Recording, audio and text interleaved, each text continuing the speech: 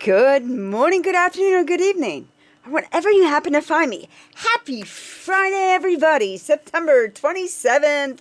Our author today is Winnie Collins, and they will be analyzing Proverbs 14:16.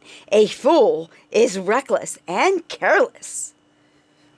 Our title today is Reckless and Careless. Lindisfarne, also known as Holy Island, is a tidal island in England connected to the mainland by a narrow road. Twice a day, the sea covers the causeway. Signs alert visitors to the dangers of crossing during high tide.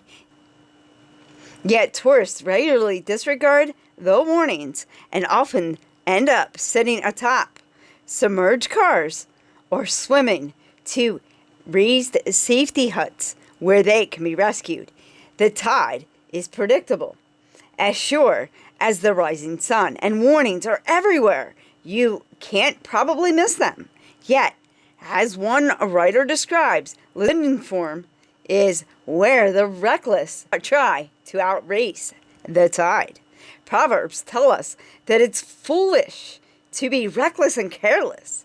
A reckless person has little regard for wisdom or wise counsel, and doesn't practice attentiveness or diligent care for others. Wisdom, however, slows us down to listen and ponder so that we're not carried away by rash emotions or half-baked ideas.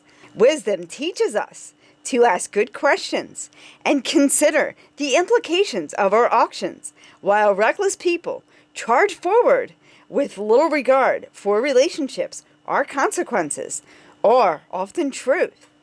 Prudent people give thought to their steps, while we sometimes need to act decisively and swiftly, or can resist recklessness.